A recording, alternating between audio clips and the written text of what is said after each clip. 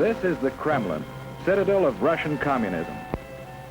Looking at Russia, we might see it as a country to be studied, as we study other nations of the world. Yet we know that Russia today is regarded as a grave threat to our nation, to our freedom, to the peace of the world. Why so? What makes it a threat? Looking closer, we see a clue. Public display of giant portraits of communist leaders. These leaders, by their actions, have caused the world to stand guard. Here, in Russia, you see the reason why so many nations are building up their defenses. Here, in Russia, you see the reason why we are spending billions of dollars in defense production, why your family is paying the highest taxes in our history. The leaders of Russia tell us their only concern is the defense of their own nation. Is this so?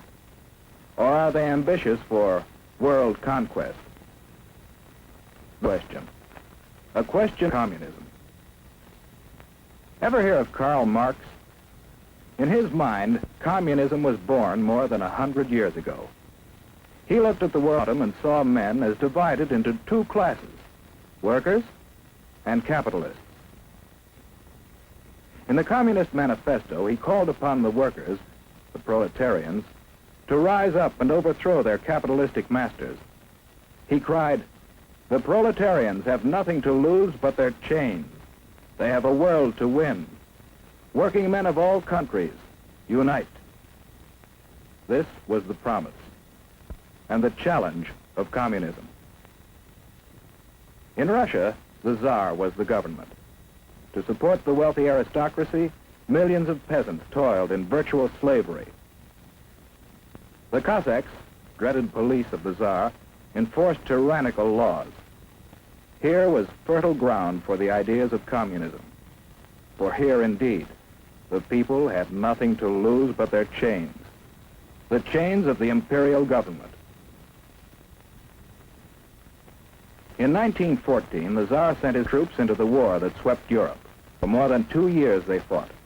While at home, people suffered from shortages, brought about despotism and corruption of the imperial government. The people grew rebellious. Only a strong army could sustain the Tsar in power. But revolution was preached on the battlefield, too, to an army broken with corruption. Inevitably, the Russian army surrendered.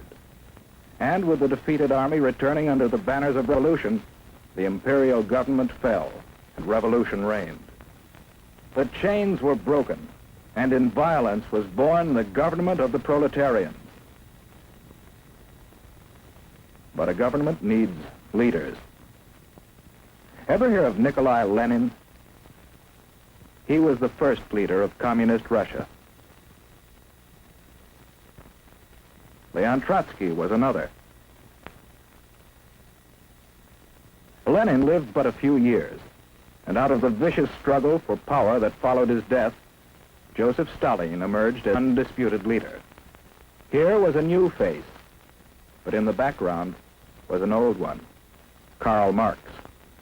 He established the ultimate aim of communism as world revolution. And the rulers of communist Russia, while firmly establishing their authority at home, created an international organization to stir up revolution throughout the world. Communism was on the march. Stalin was in the Kremlin. But what of the people? The proletarians who had fought to win a new world. Their new world might look promising, but although the land had been taken away from the capitalists, the workers didn't get it. Under communism, virtually everything belongs to the state. The individual has little right to own property or to plan his own life. He's told where to work with his employer. Little freedom to leave his job or seek a better one. Whereas we believe, and our religions teach, that the individual is all important, communism denies religion and debases the individual to a part of the vast machine that powers the state. Children are taken early and molded to fit the machine. Here is no search for truth, The government writes the textbooks, and the children are taught to accept communism and their fate without question. The Kremlin runs all elections, and the outcome is always the same. If anyone dares to disagree, he's given a speedy trial without benefit of jury. Such traitors may be immediately executed or sent off to prison. The proletarians have nothing to but their chains. They have a world to win. Although the people of Russia gained little, the rulers gained mightily in power. They built up a giant war machine, looking forward to the day when their flag would fly over the entire world. Then came the rise of Nazi Germany, another power bent on world conquest. The two nations joined forces, and Russia, believing itself safe from aggression, launched an invasion of Finland and other neighboring nations.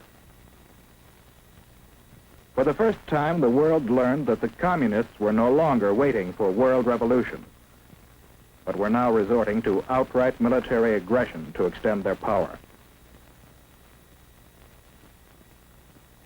After the Nazis turned on their former allies, we supplied Russia with immense quantities of military equipment to wage war against our common foe. And how did Russia come out of the war? In 1917, at the time of the revolution, Russia was already a land of vast area. Soon after the end of World War II, Russia had occupied many new territories, bringing additional millions of people under communist control, and serving notice that Soviet Russia was now a world power to be reckoned with. United with Russia in war, we strove to preserve that unity in peace.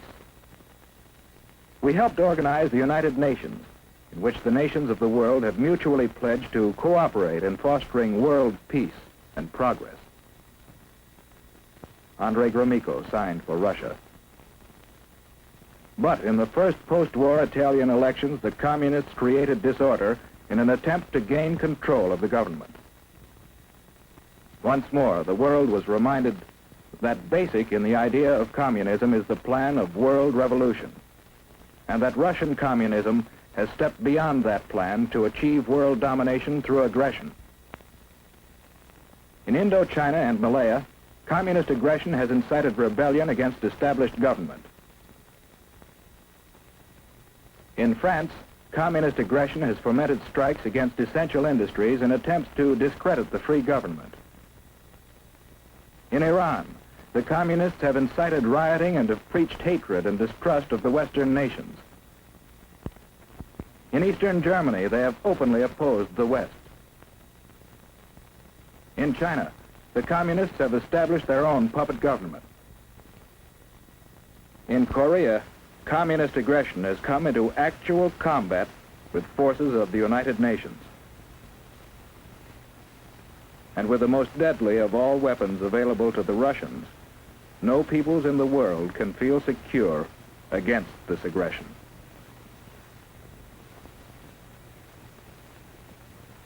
How are we meeting this challenge? Yes, one way is by helping the free world fight starvation and poverty and suffering, conditions that pave the way for communist infiltration. We are also supplying equipment for the free nations to develop their own resources and raise their living standards. Another way we are meeting the challenge is by military alliance with some of the other free nations for mutual aid in opposing direct communist aggression. And we are building up our own military defense. But do these preparations mean that we have abandoned hope for peace? No. In the United Nations, we are continually seeking a workable plan for living in peace with communist Russia. Because we want peace, but we do not want this.